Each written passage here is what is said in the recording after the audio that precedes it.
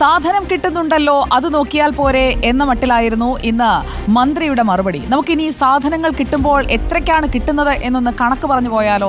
സപ്ലൈകോയിലെ വിലവർധനയിലേക്ക് വന്നു കഴിഞ്ഞാൽ ആദ്യം നമുക്ക് നമ്മുടെ അവശ്യ സാധനം ആദ്യം അരി എടുക്കാം.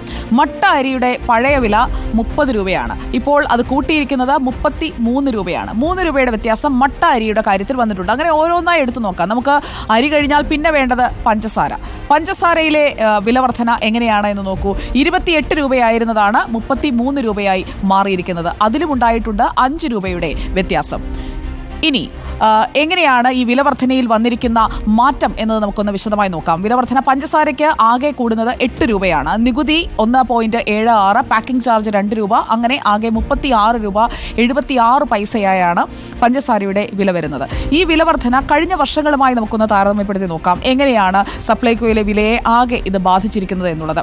പഞ്ചസാരയുടെ വില ഏകദേശം സ്റ്റേബിളായി നിന്നിരുന്ന വർഷങ്ങളുമായാണല്ലോ നമ്മളിത് താരതമ്യപ്പെടുത്തുക. 2016 മുതൽ 2024 വരെ, ഒന്നാം പിണറായി സർക്കാർ വന്നതിന് ശേഷമുള്ള കാലഘട്ടമാണ്.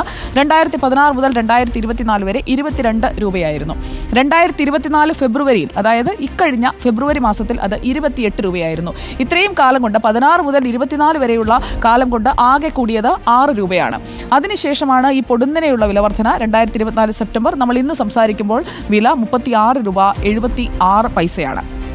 ഇനി ഈ വിലവർധന അരിയുടെ കാര്യത്തിൽ എങ്ങനെയാണ് എന്ന് കൂടി നോക്കാം. ഇതുപോലെ തന്നെ വർഷങ്ങളെടുത്ത് നമുക്ക് താരതമ്യം ചെയ്യാം. 2016 മുതൽ 2024 വരെ 25 രൂപയായിരുന്നു 1 കിലോ മട്ട അരിയുടെ വില. 2024 ഫെബ്രുവരിയിൽ 20 രൂപയിലേക്ക് അത് താണിരുന്നു എന്നത് നമ്മൾ കാണേണ്ടിയിരിക്കുന്നു. എന്നാൽ ഇപ്പോഴത് വലിയൊരു ഉയർച്ചയിലേക്ക് പോയിരിക്കുകയാണ്. 2024 സെപ്റ്റംബറിൽ എത്തി നിൽക്കുന്നത് 33 രൂപയിലാണ്. ഇതാണ് അരിയുടെയും പഞ്ചസാരയുടെയും കാര്യത്തിൽ സംഭവിച്ചിരിക്കുന്നത്. ബാക്കി ഇനങ്ങളിൽ ചെറുപയറിനാണ് ഇപ്പോൾ കുറവ് ഉണ്ടായിട്ടുള്ളത് എന്ന് നമുക്ക് മനസ്സിലാക്കാൻ കഴിയും. സംസ്ഥാനത്തെ പ്രധാനപ്പെട്ട സപ്ലൈകോ സ്റ്റോറുകളിൽ നമുക്കൊന്ന് പോയി നോക്കാം. നമ്മൾ അനുമാനങ്ങളിലേക്കോ ഊഹാപോഹങ്ങളിലേക്കുമല്ല, നേർക്കാഴ്ചയിലേക്ക് നമുക്ക് കടക്കാം. കോഴിക്കോട്ട് നിന്ന് സാനിയോ മനോമിയും, തിരുവനന്തപുരത്ത് നിന്ന് അരുൺ സോളമനും, കൊച്ചിയിൽ നിന്ന് അലി അക്ബർ ഷായുമാണ് നമുക്കൊപ്പം തത്സമയം ചേരുന്നത്. Good evening Sanio മനോമി. കോഴിക്കോട്ട് സപ്ലൈകോയിൽ സാധനങ്ങളെല്ലാം എത്തിക്കഴിഞ്ഞോ? അതിൽ വിലയിലെ ഏറ്റക്കുറച്ചിലിനെ കുറിച്ച് സാധനം വാങ്ങാനെത്തുന്നവർ എന്താണ് പറയുന്നത്? ഈ ഓണക്കാലത്തെ അവരുടെ പ്രതികരണവും പ്രധാനമാണല്ലോ സാനിയോ.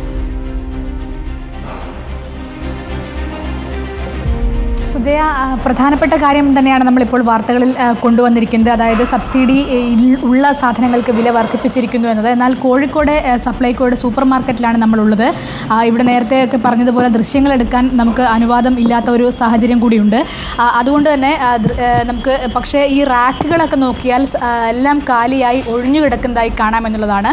ഇവിടെ കോഴിക്കോട് സൂപ്പർ മാർക്കറ്റിൽ ആകെ അവശേഷിക്കുന്നത് സബ്സിഡി ഉള്ള ഇനങ്ങളായ അരി, പഞ്ചസാര, തൂരപ്പരിപ്പ് എന്നിവയാണ്. പക്ഷേ ഇവിടെ സാധനം വാങ്ങാൻ ഒരാൾ പോലും എത്തിയിട്ടില്ല എന്നതാണ്. നല്ല തിരക്കൊക്കെ ഉണ്ടാകാറുള്ള ഒരു സ്ഥലമായിരുന്നു. പക്ഷേ നാളെ മുതൽ സപ്ലൈകോയുടെ ഓണച്ചന്ത തുടങ്ങും എന്നുള്ളതാണ് ഒരു പ്രതീക്ഷയായി ഇവിടുത്തുകാരൊക്കെ പങ്കുവെച്ചത്. കാരണം നേരത്തെ വന്നുപോയ ആളുകളൊക്കെ പങ്കുവെച്ചത് നാളെ മുതലുള്ള ഓണച്ചന്തയിലാണ് പ്രതീക്ഷ എന്നാണ്. പക്ഷേ അപ്പോഴും ഈ സബ്സിഡി സാധനങ്ങൾക്ക് വില ഉയർത്തിയതിൽ അവർക്കെല്ലാം ആമർഷവും വിമർശനവും ഒക്കെ ഉണ്ട് എന്നുള്ളതാണ് യാഥാർത്ഥ്യം. പക്ഷേ നമുക്ക് പറയാൻ ഇപ്പോൾ ഇവിടെ ആരുമില്ല എന്നുള്ളതും മറ്റൊരു യാഥാർത്ഥ്യമാണ്. ഏതായാലും ഈ ഒരു കടയിൽ നിരവധിയായ ആളുകൾ വന്നു പോകുന്നുണ്ടായിരുന്നു. പക്ഷേ ഒഴിഞ്ഞ റാക്കുകൾ മാത്രം ബാക്കിയാകുമ്പോൾ എന്തിനാണ് വരുന്നത് എന്നുള്ള ഒരു ചോദ്യം അവശേഷിക്കുകയാണ്. 13 സബ്സിഡി ഇനങ്ങളിൽ 3 മാത്രമേ ബാക്കിയുള്ളൂ